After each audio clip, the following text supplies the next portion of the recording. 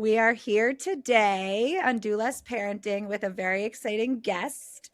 As always, I'm going to let her introduce herself, but we're here with Sam Kelly, and I have been enamored with you on social media. I think you've been calling it a revolution. You're starting a revolution. And I think after this podcast, people will really understand what we mean by that. And I fully believe that you really are. So tell us who you are, introduce the sort of beginning concepts, and we'll go from there.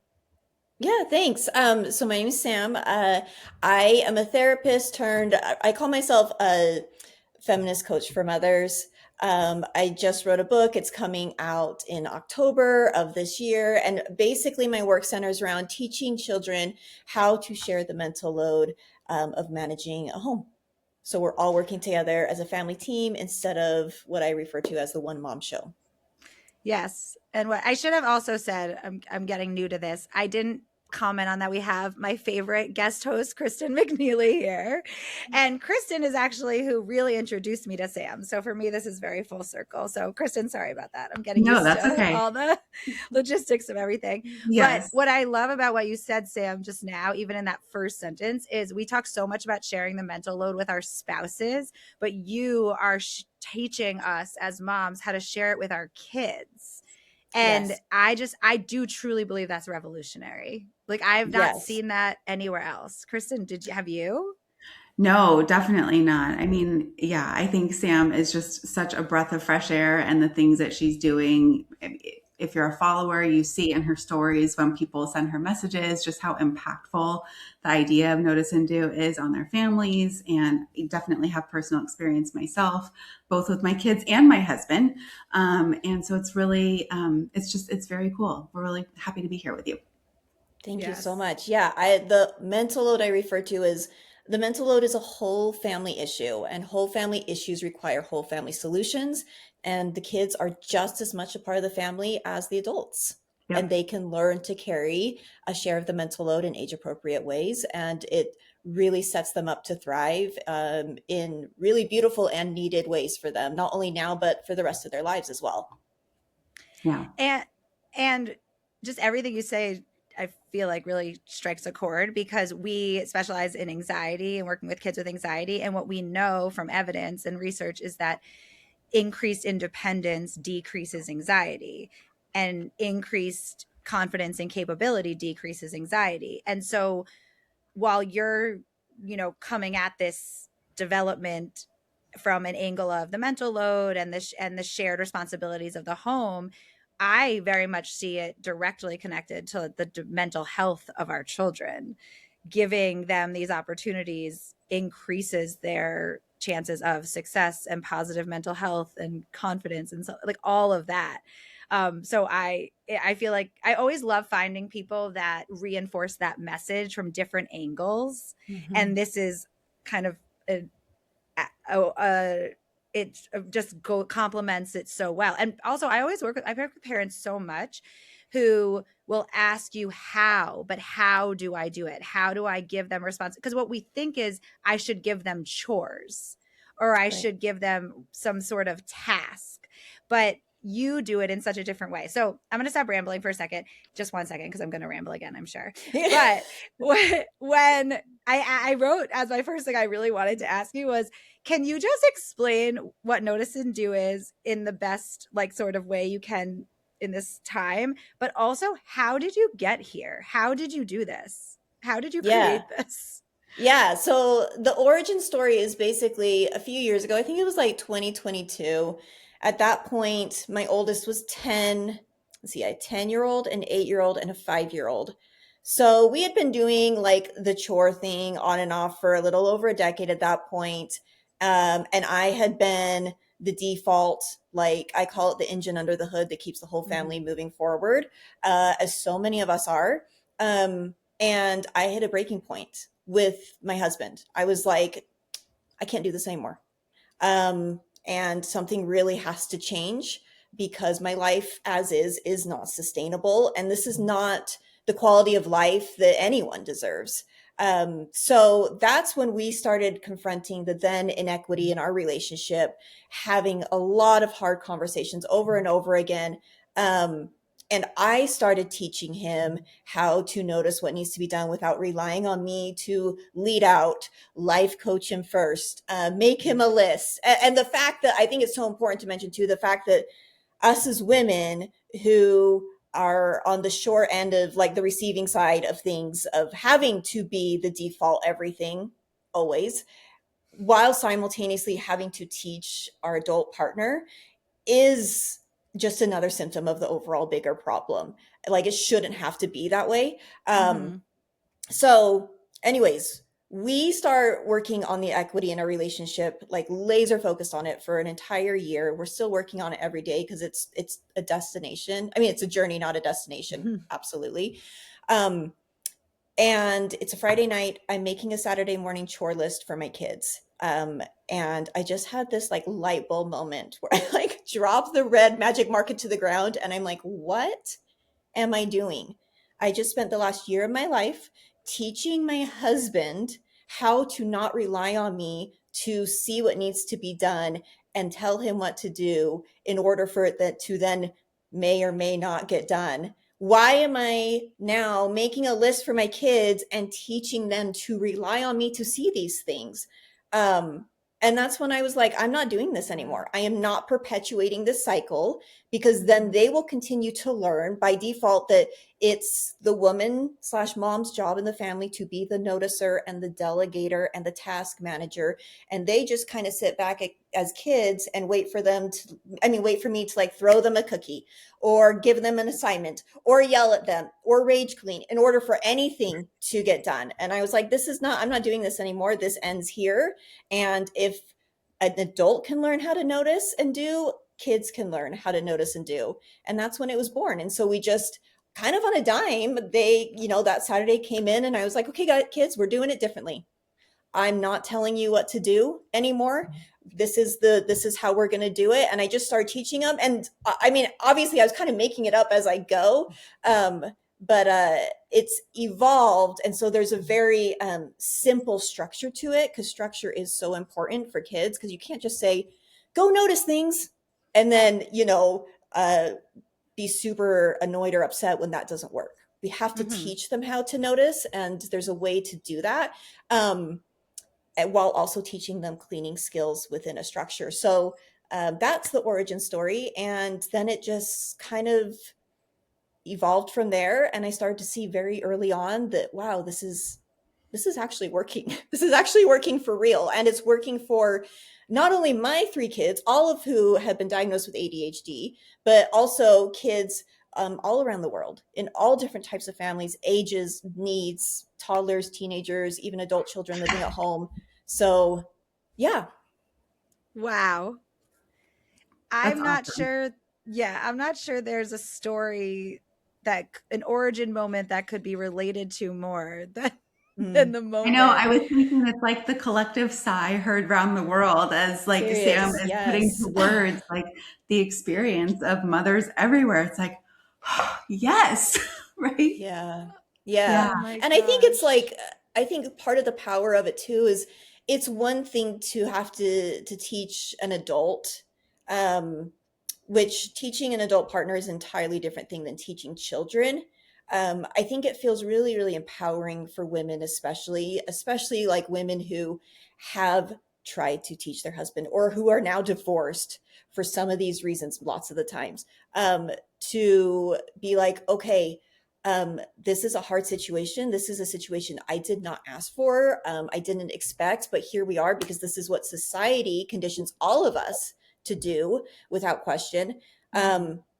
But there is hope. There is a way out. And I can choose to teach my kids something different, because no matter what we're doing, whether it's chore charts, whether it's rage cleaning, whether it's just doing it all ourselves, we are teaching them. That's yeah, all of that is sending our kids a message. And so it's less about doing more or working harder, which I think is the message that we always get. Like, you just have to do more. If you just had a better sticker system, or if you just like worked on your mindset and managed your own rage, so then you could be more grateful and happy in your life. Like, the onus is always on the woman, right? To Yeah. do the inner work to make everything better. So it's less about that and more about, no, if you just like, you're teaching them and kind of going down this path. And if you just kind of like switch rails and use the energy that you're doing to teach them this thing, use that same energy to teach them this thing, not only will your life become better and easier, and your mental load will finally become lighter, but it's this really empowering thing to know that you are changing and rewriting the story and the expectations for your kids. So they're not going to be in the same situation that so many of us are in, both your sons Yeah. and your daughters. Yeah. Mm-hmm. Is there anything, you've had lots of conversations with people now through, Instagram, social media.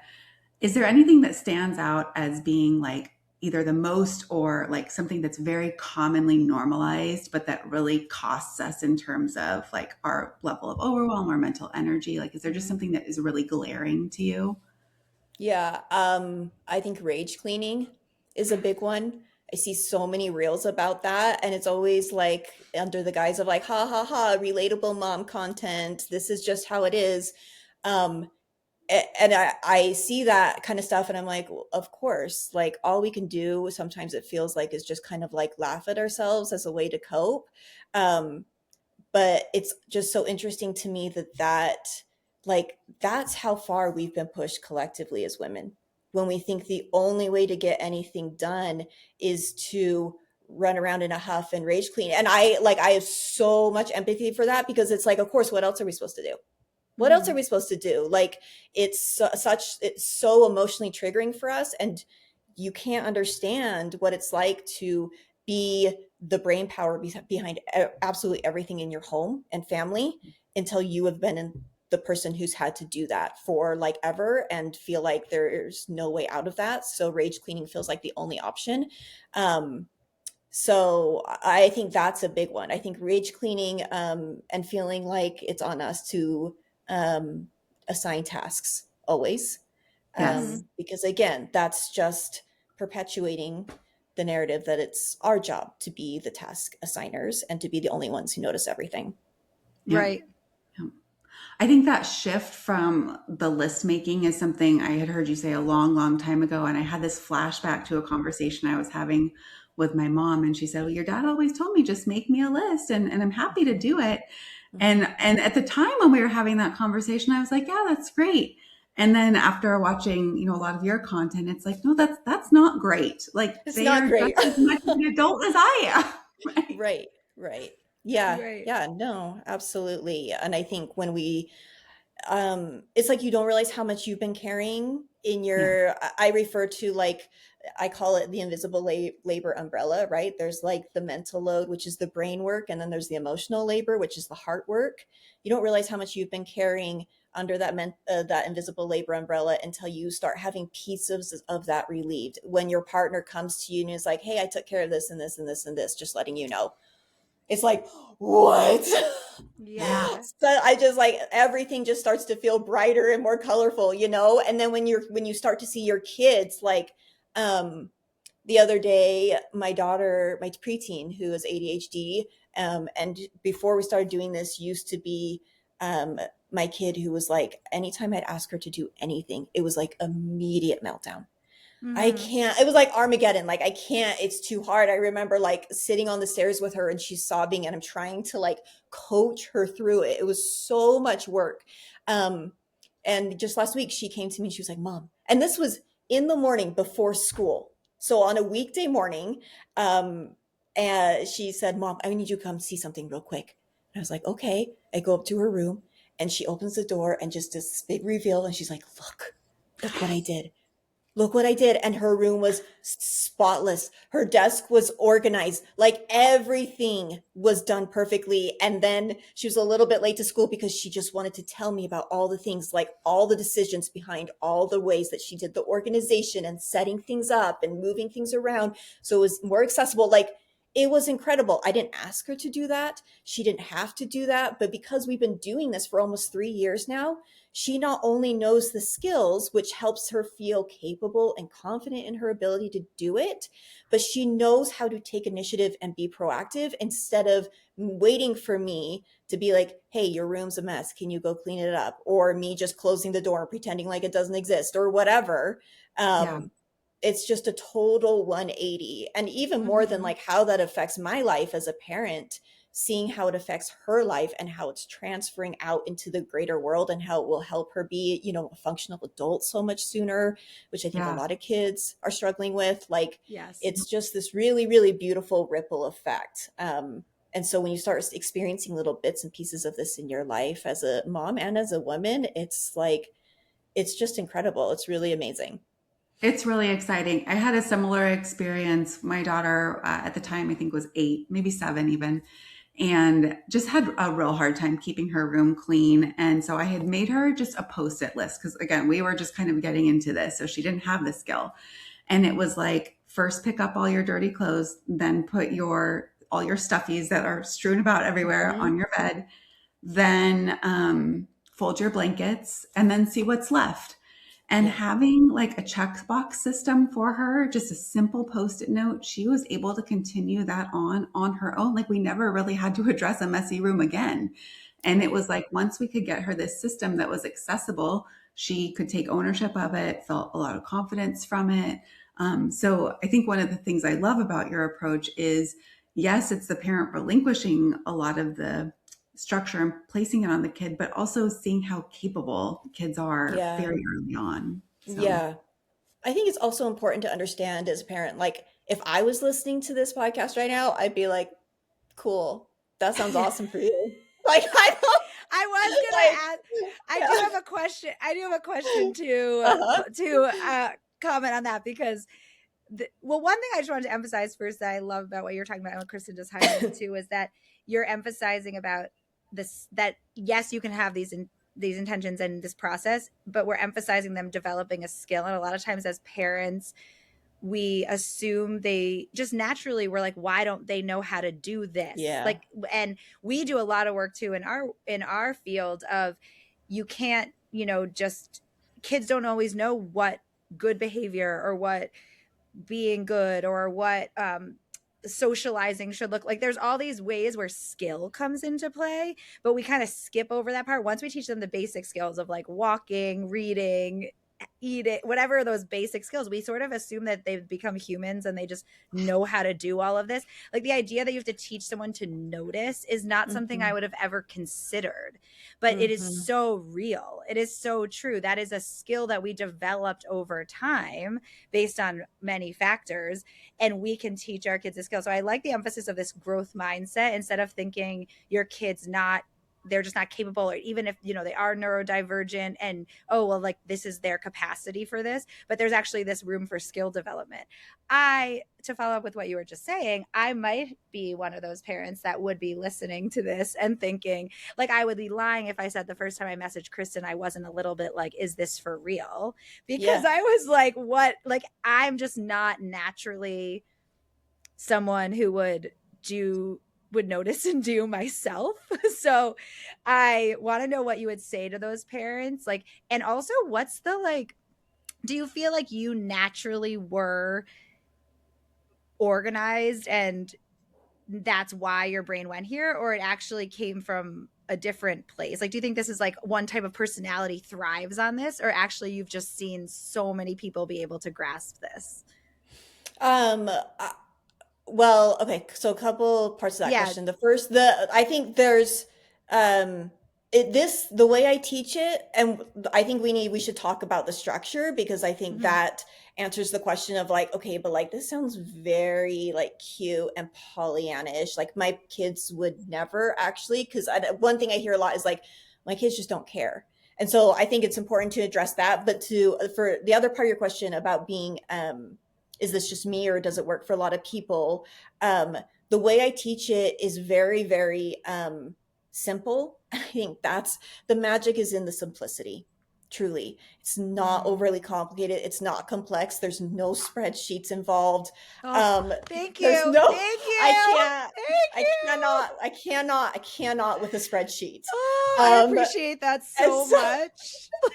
and so because it is so approachable, what I say is you could have the most game changing, life changing, revolutionary, right? Like method or process or idea. But if it does not work realistically, if it's not going to fit within the context of a busy mom's life who's Mm-hmm. exhausted, it doesn't matter.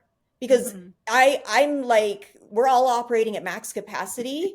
If it's not realistic or practical for me to implement, then it's just not going to happen. But the reason why it's happening and the reason why like every day I wake up to DMs from women from all over the world is because it is realistic and they are Mm-hmm. able to implement it in a very, very doable way.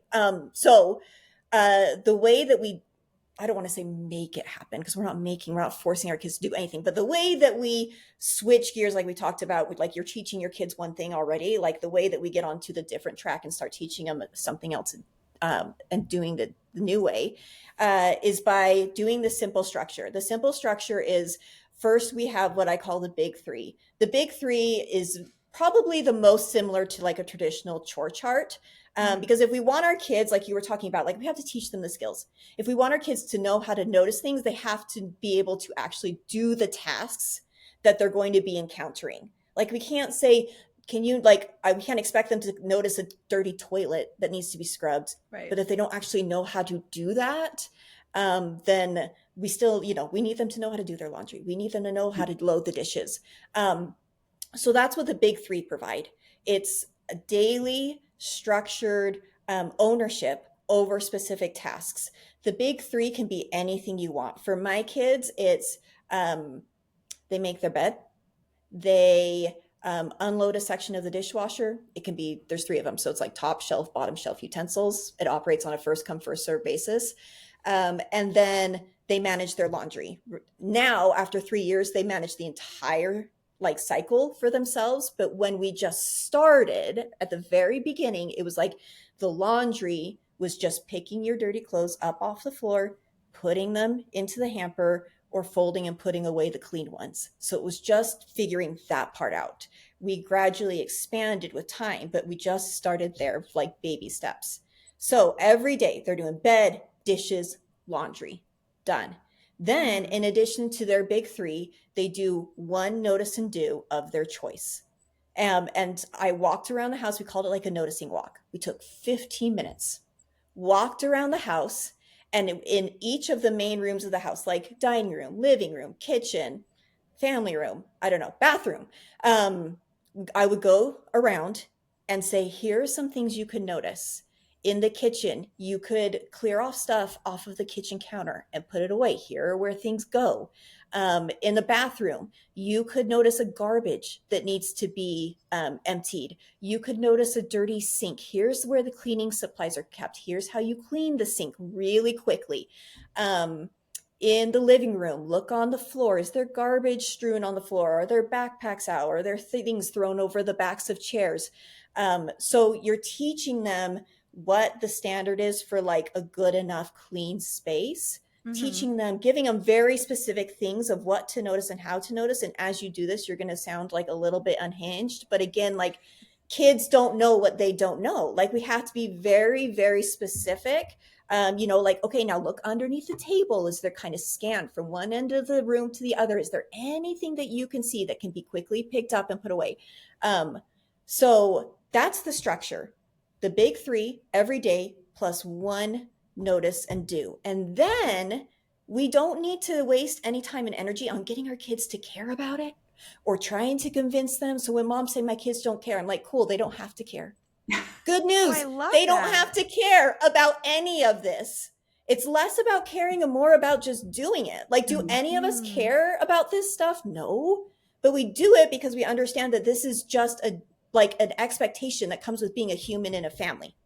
Right. So that's just part of what it means to be in a family, is that we do Mm-hmm. these things. You don't have to love it. It doesn't have to be the best time of your life, We just do it because this is how a healthy family team operates. And the way that we help them prioritize this work, which is another really important skill to learn, like how to prioritize taking care of your home within the context of a busy life, is that we say the work has to get done before we have access to just like your everyday stuff, privileges, Mm-hmm. screens, phones, playing sports, practice, going out with friends, whatever it is. So do it whenever you want, but it has to get done before those things. So if like my teenager comes to me, he's like, hey, can I go out and hang out with my friends? Or I'm leaving to go to that. I'm like, cool. Have you done your stuff? Or we call it the N&Ds. Have you done your N&Ds? What would tell me what you did? Okay, awesome. You're good to go. Oh, you haven't? Okay, pound it out, go get it done. Then you can do it. Mm-hmm. So they have ownership over when they get to do it within the context of like your wider expectations, meaning the work has to come first. So Mm-hmm. it's not like my kids are just skipping around and like, straightening decorative pillows and wiping down counters because it's so much fun to them because it's like, yay, I finally understand that I'm breaking the cycle of motherhood burnout and inequity. That's not, I mean, they understand that that's what they're doing, but it's like, I think as parents, we get fed so much information on like, they have to be internally motivated always or else they're going to kill their inner drive and da da da, like, and that's just not realistic. Mm-hmm. Like there's internal motivation, which is awesome, and then there's also the concept of like self-discipline, which both of those things can work hand in hand. And you as the Absolutely. parent get to be the adult and you get to say, no, this is going to happen first. This is the Mm-hmm. expectation. This happens first. And then you get to have access to your everyday stuff. So that's the basic structure. So I just want to go home and start right now. I'm like, oh my gosh. I really am I feel so lucky to have this podcast and have you on here because I feel like you've just simplified it. You do have a free handout that we can, at the end, we'll talk Yeah. about like how to find you and everything. And Mhm. your free handout walks through this really well. So Yes. but hearing you say it is very supportive and exciting. Mhm. And I just, I'm glad you acknowledge. I was going to ask you, do you have consequence/reinforcement for when they're struggling to get them done? And maybe actually speak to at different stages or ages of when something was more of a struggle. Was there a way that you reinforced it, or was it sort of just a continuous work in progress, or it always is? I don't know. Tell me about Yeah. what Yeah. was it ever a struggle? Oh, for sure. Yeah. I mean, it's like I relate to it as like try to imagine you're teaching your kids how to like tie their shoes, right? Like that can be a process Mm-hmm. sometimes, and we expect it to be a process, and we understand that if they keep at it and they keep practicing, it will eventually click. So it's the same thing with this. Sometimes you're going to need to jump in and help them a little bit, give them support, team up with them with, and sometimes like just letting them experience their own grit and resiliency and letting them kind of fumble their way through is what they need. So I think it's like, your kid best. Mm-hmm. And if we want to switch our family culture from the one mom show to a whole family team, like we need to be willing to team up with our kids when they need it. So for example, like my youngest, very strong-willed. Again, all my kids have ADHD, and he really struggled, for example, with like learning how to fold his laundry. It was like a real, because it's boring, right? And it takes a long time, and you have to like sit and like turn everything right side out first, and then there's the pants and the socks, and that's hard. That's hard for him. Mm-hmm. He's 8 years old, and so we did different things like we've done body doubling with him, where I would sit next to him and chat with him, or I'd be like, I'll ask you would you rather questions, and we'll do some like we'll play would you rather, so you can be thinking about something else while you're doing it. He has since made a notice and do playlist, so he'll go upstairs and play his music, so he listens to music while he does it. I've instead of having him do like when his laundry comes out of the dryer, instead of saying you need to, because he just throws his laundry in and it's all like wrong side out and all that stuff. So when Mm-hmm. it comes out, he has to turn it all right side out and da da da da. So I let him, like the first day it comes out of the dryer, he just what we call preps it. He preps it, meaning he just turns everything right side out and puts it in a pile. Then the next day he sits and folds it and puts it Mm-hmm. away. So then it feels more approachable to him and less overwhelming. And that's fine. He's gradually learning, he's getting it done. And every day that he does it, his muscles and capability is getting stronger and stronger and stronger. So there's lots of ways that, like I talk about in my book, for example, ways that we can support our kids that are low lift for us and don't take a lot of our time, but that allow them to continue practicing building these muscles and like lifting the weights, so to speak. Mm-hmm. So we're not taking over, but they still feel supported in their ability to do it. The parallels of what we do are just astounding to me right now. And Mhm. all the analogies, I refer to muscle building. We refer to muscle Yeah. building all the time with the exposure work we do, and with, you don't have to do it all the first day. You don't have to. Yes. And I also love what you're saying, where, because someone not knowing more could assume that not just that they were frolicking around the kitchen, but that it was sort of easier from the beginning. But the amount that you can support them to develop the skills while you're still building the muscle, I think that's something we parents, including myself at times, forget. Like, if it doesn't happen quickly enough, if you feel like it Yeah. doesn't work, Yeah. but you've put in years of work to see the progress. And we have to remember that it's not working just because you're consistently supporting them through something. Yes. It's any level of good faith effort and cooperation. Like, as long as you are still on the bike, riding that bike, even if it's wobbly, even if it's a little inconsistent, even if they fall down, even if it feels like they're not getting anywhere, it is working 100%. And I think, especially as women, the not working piece feels like I was talking to one of my friends, and she has teenagers, and she was like, I just get so frustrated because I'm like, just open your eyes. It's not that hard. Just open your eyes. It's not that hard. Just look around and see. But I have to remind yourself that even with teenagers are still kids. Mm-hmm. Give them the benefit of the doubt, come back to the structure. They don't need to notice everything, even though that's what we want, right? The goal isn't, though, that we're like offloading everything that we possibly could for them. Like, adjust your expectations. Even, I say, even one notice and do a day is enough. Yeah. Even one notice and do a day is enough. And once it's inside of them, it's Mm-hmm. really inside of them. But we have to, just like we would prioritize, like you have to put on a pair of pants before you leave the house. You have to do this every day before you do anything else, because it is that important on so many levels. And you get to start so small. Like, I have people who are like, we're just going to start with the one notice and do. We're not going to Mm-hmm. worry about the big three. We're not going to worry about anything else. Just start with the one notice and do. And I would say that is the easiest place to start. Take 10 to 15 minutes, walk through the main shared areas of the house, give them examples, and say, you choose one thing. You get to choose one thing every day, 100% your choice. Do it before these things. And when you're done, come tell me what you did. So then you're reinforcing, like good communication in a family and ownership and accountability. And then you get to praise them for what they did. Mm-hmm. Just start there. The one notice and do. Everything else can come later. But that alone will give them such a leg up, and will just get the process going in a way that's really, really easy for you.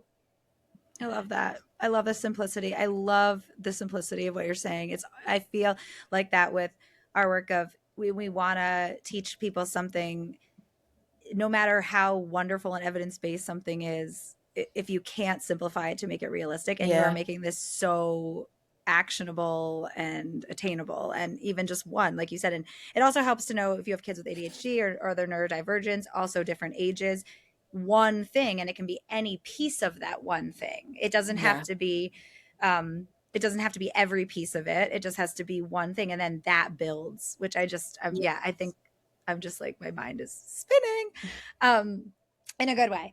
I was wondering, is the consequence slash reinforcement just for your what you've seen, just the natural piece of it? Like, you don't get to unlock the everyday Yeah. life things. So Yeah. so has that reduced the nagging piece? Oh, Because yeah. you're like, I don't, not to be like crass or whatever, but he's like, I don't really care if you do your things, because like then you just can't go do the other things. Like, Yeah, obviously we do care. That's why we're working on it. But is sure. that kind of, have you gotten to that point where you're able to be like, well, they have their own natural consequences and stuff. Yeah, it's like putting the ball in their court, Mm-hmm. which I think just helps them feel that autonomy, helps them feel more motivated, because I'm not saying like they don't have to do the dishes the second that the dishwasher is clean. And if they don't notice it the second that the dishes are, need to be emptied or whatever, then it's not working, and your Mm-hmm. kids are sociopaths or whatever. Like it's like I call it pre-existing motivators, and I love it because it has built-in flexibility. So if, for example, it's not realistic for them to get their stuff done before like an early morning dance practice or football practice, that's fine. There's a lot of pre-existing motivators. Just put it Mm-hmm. before something else later on in the day. So like my kids will go to Right. early morning practice, like that's cool. They'll come back. They're going to want to have access to other things during the day. That's not the only thing that they care Yeah. about. Um, and so it's like just put the work before something else. They just have to do it before they move on to the next thing, whether it's screens or friends or um, I don't know, another sports practice if they have another thing, which they probably do Yeah. because kids are like so overscheduled these days. But you know what I mean? Like it's like, Yeah. and then honestly, if it doesn't happen that day for whatever reason, because we're all busy and life just happens, that's okay. Like the work will still be waiting for them the next day. So the expectation just rolls forward to the next day. Mm-hmm. It's okay. Yeah. I think that's So important yeah, permission. I think that's important yeah, permission you're giving people who are listening, that, and everyone who's watching you and going to read your book and all that, is that I think we get stuck on, if something doesn't happen that day, like I said, working, or I need to now like find some sort of concept, like, you get really caught up. But if you could think about it as this, it's a living, breathing yeah. process. It's not like their laundry will still be there. They'll be able to tackle that. They'll be able to succeed at it and unlock their preferential Mhm. activities like that. We can take a breath. Yes. I Yes, and love, like long game. It's Yeah, I all love like that. long game. Yeah. Go ahead, yeah. Kristen. Sorry. No, that's okay. I was just going to say one of the things that I've loved about your work too is just leaving that space for whatever feelings they have, let them have. Yeah. It's okay that they don't like the system. I think that really aligns with a lot of what Mm-hmm. Robyn and I teach just in terms of anxiety management and reducing accommodations. And we recognize that kids aren't going to like it when we step back and do less accommodating of their anxiety. And that's okay, right? It's okay Mm-hmm. that something feels hard. And same with the system. It's okay that this feels like work for you or that you don't like having to do all of this. That is okay. And just giving permission to parents that their kids don't have to like every single decision that they make. They don't have to feel intrinsically motivated to do everything. Some things we just have to do because we're part of a family. So, Right. And like call me crazy, but like I want my kids, like yes, I do. In the book I have tons of different low lift, high reward games that you can do, ways to make it feel fun or easy or whatever. And that is all great. At the same time, I also want my kids to understand that work can feel like work. 100%. Work can Yes. feel like work, and they can understand that they are capable Mm-hmm. of work. Mm-hmm. And and yeah, and it's not like I truly believe that some of the best things in life come from hard work. Absolutely. And Yeah. it's something that they can do, just like you would want to build frustration tolerance with your like 5-year-old of how to not completely like lose your shit when your block tower gets knocked over. Like we're building work tolerance, we're building boring tolerance. Yeah. Um, so, and that's really, really important too. Yeah. Yeah. Wow. Yeah. Because I'm I used to be one of those people that thought that you had to be, the intrinsic, like we were getting in the way of intrinsic motivation, and my parenting journey has really changed that for me. And I Yeah. like the concept of like how we like expect that from kids, but we are externally motivated all the time by Yeah. money, by social reinforcement, by whatever it is. Like we adults we are externally motivated. So Yeah. it is interesting how much we like want these kids to show up as these, above, like have this higher level of understanding of motivation, but really it's okay to just say like we just have to do this thing. And we talk about that all the time in our work of I often say to kids, oh yeah, you're probably not gonna have fun at this thing. Like that's not the purpose of this thing. This thing is to build the muscle towards your skills and confidence. It's not for you to have fun. Like you don't have to have Right. fun. I've told kids the whole stuff, like if they're worried about summer camp, I'm like, oh, this might not be the best summer of your life. This might be a summer where you get I love this might be I say this might be the summer where you work on being uncomfortable and you might not have a good time. And I like that's love part of what that. we say all the time about like when we're managing that everything is complicated and growing and all that. And then you're talking about it on these skills and work and supporting your family and all that. I would love if you could share, either from your own or because I know people message you all the time, what are some results? I don't even like the word results, like relief, like with the stories you've heard of people having this, using notice and do, and then be having just their eyes open to what that can feel like. What are some of the kind of Gosh, jaw-dropping stories that so you can many. think of? Um, oh, so many good ones. Okay, so one, and again, this is gonna be like, oh, if I heard this, I would be like, my eyes would roll all the way back in my head. But a mom messaged me and she said, I have two teenage boys. They have ADHD, which I even hesitate to mention because it just feels even that more insane. But it was like a 13-year-old and a 15-year-old. And she said, we started doing this. And then they said, of their own freaking volition, they said, we want to start doing an additional part of this where we call it the Sunday Mom Reset. So every Sunday morning, you leave the house and go do something for yourself that you want to do. And we will tidy up the house while you're gone. And then we will make lunch. And then you come back and we'll have lunch together, and that we have made. And also she said that they also like cleaned up too. Like Oh they my didn't like leave gosh. the kitchen like disaster. And she said they also notice and do things during the week, but the fact that they wanted to do this as an extra thing just meant everything to me. And she said, literally, if we don't have time to do the Sunday Mom Reset for whatever reason that week, they're disappointed genuinely, because they like being able to have that level of responsibility, independence so much and give that back to her. I was like, we're doing Wow. that. We're doing that in my house. Okay, guys, Sunday Mom Reset, that's happening.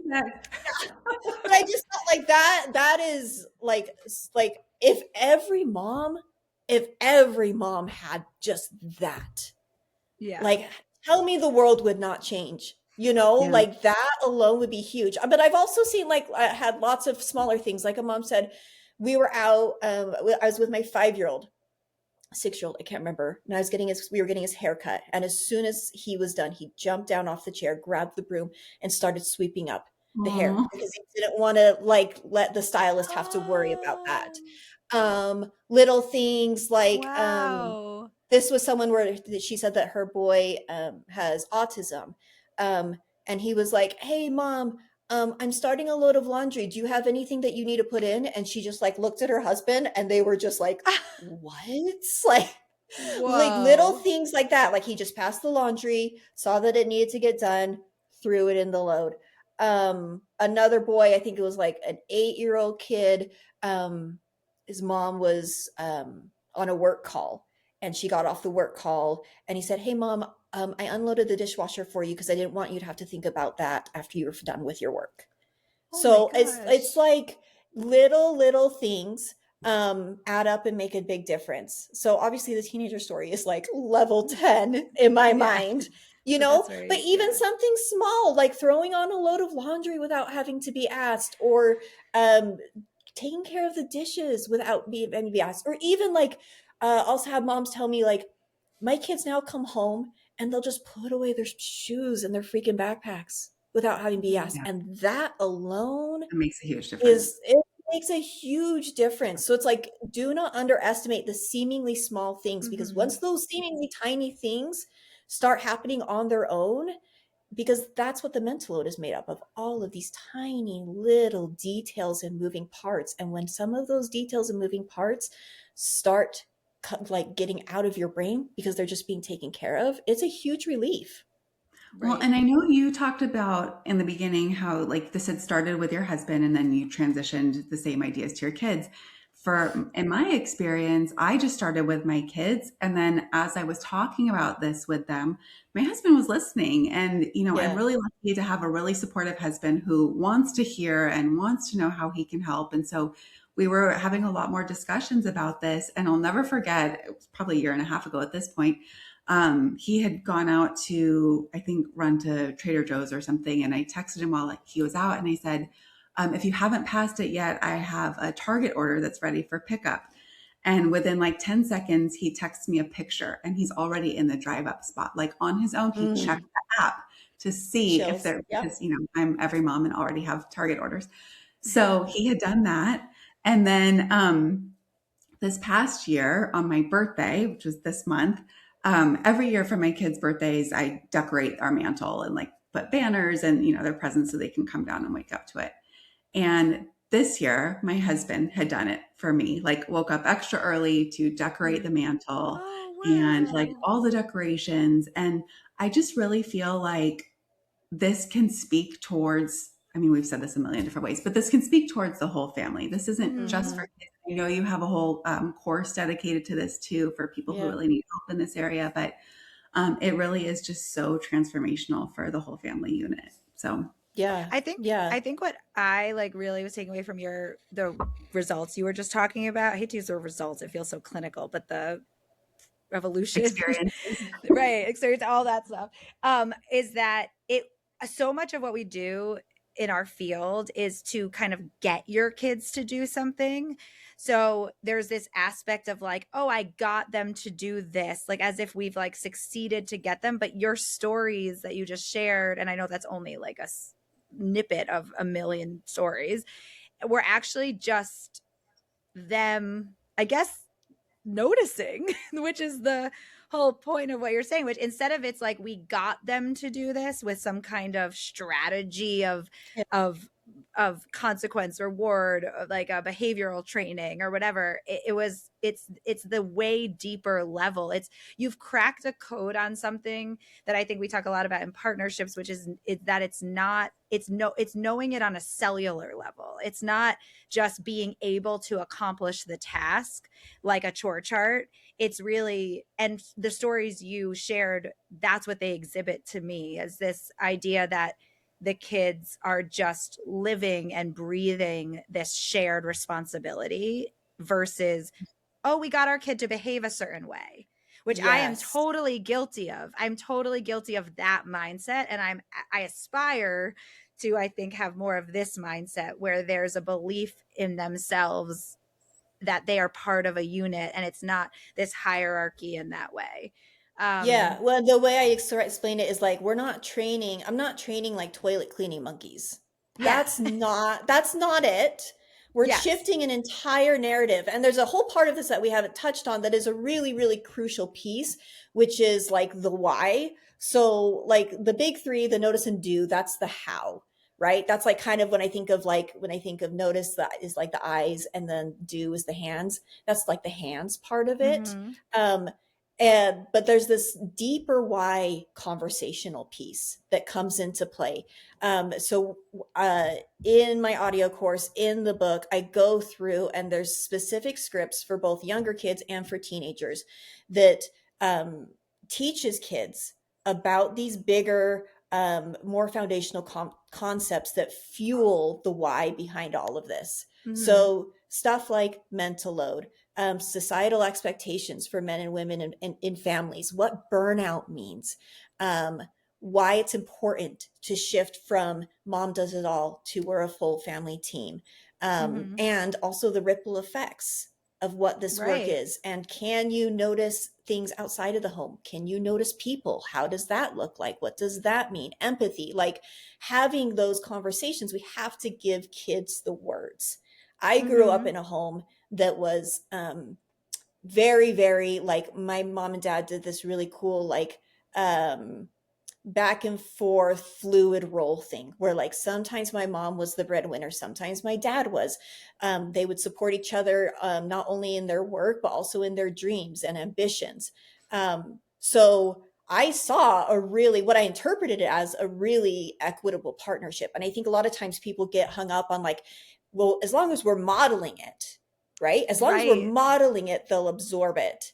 um, but what we miss is, I saw, like, by a lot of people's definitions, a quote unquote perfect relationship modeled, but I still woke up 10 years into my marriage and realized that I was in an inequitable partnership. I was being Mm-hmm. crushed by the mental load and I was doing it all. And the reason why that happened is because I was not given the words. I'm sure my parents didn't have the words for it back then.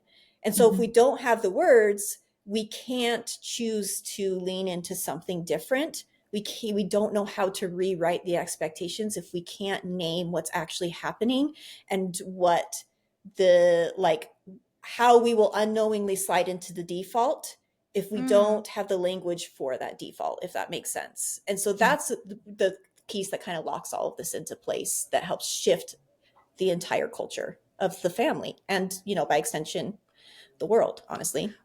Right. So definitely. So that's why Oh when no, you we can't hear you.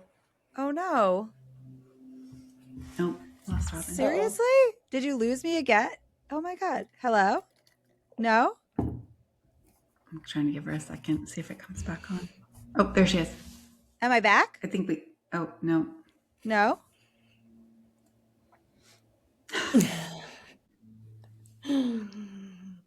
Pause. I Is could go that on with you for can you another hour, Sam.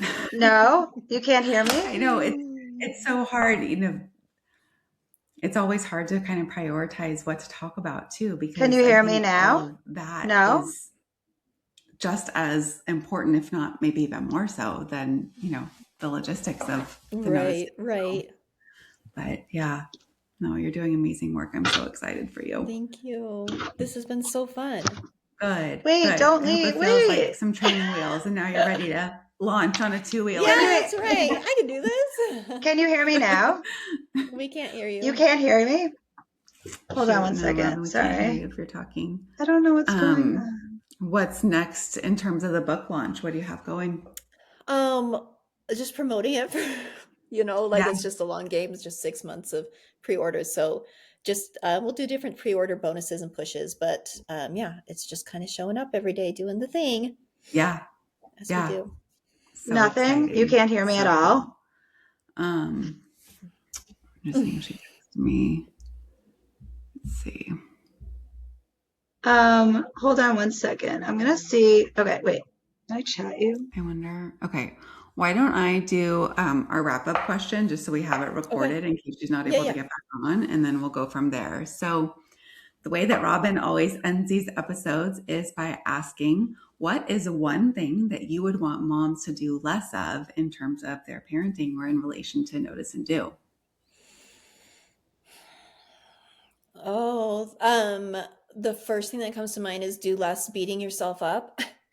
Yeah. Um, I think it's so easy to um like we're expected to be like level 10 parents all the time, and the expectations for parents, i.e. women, have like really really gotten out of control, and it's so unrealistic. And I feel like we're always under a microscope, right? And it's like no matter what we do or don't do, it's never actually the right choice. Yeah. Um, and all of that is just part of like the bigger issue, which if we look up to, like patriarchy and like what system ultimately benefits from women always feeling not good enough, women constantly spinning in circles and overthink around every single micro parenting decision and interaction, and feeling like we need to constantly be doing it better, doing it more, doing it whatever, and beating ourselves up for that. So then we'd never have like the capacity or the time to actually look and see where all of this stems from. Yeah. I would just say like, you're doing a really, really good job. You're doing a really, really, really good job. And you like the blaming ourselves, blaming other women. That's not it. And instead of using the energy of beating yourself up, um, especially in terms of like this, I have lots of times women or moms of like older kids be like, oh my gosh, I just started it too late. It's too late. I can't do it now. Or I've been doing it wrong. I'm such a dummy. Like, I just want to say, you're Yeah. not a dummy. You're not Mhm. an idiot. Of course, we've been doing it the way we've been doing it because that's the only way we've been taught to do it. Right. Surprise. Like, it all is part of this other, you know, rigged game, I call it. Mhm. Yeah. Um, and and also you've been doing things one way because out of pure survival. Like, I get kind of annoyed when I see content creators talk from a space of like, I think they kind of term it like tough love, you know, but it kind of comes off as like condescending. Like, Mhm. oh, if parents nowadays just would stop da da da da da, like, why are parents being so dumb? Why are parents holding kids Right. back? If parents. And I always hear that if Yeah. moms, if moms, because let's be honest, we are the ones that are implementing all this stuff with our kids. Yep. We are the ones that are doing the vast majority of the parenting. And I Yep. just want to be like, shake these people sometimes and be like, do you know why we're doing it this way? Like, there are actually really valid, informed reasons why, because it's hard out there and we Yeah. are all struggling, and we're also fed all these messages about what it means to be a good mom, what it means to, you know, like you, if you don't run to the rescue when your kid is struggling, you're a bad mom. So it's Right. like nobody is actually trying to be anything other than the very best we possibly can be. Yeah. And so I think that's the biggest thing, is just giving yourself permission to give yourself so much like um, grace and empathy.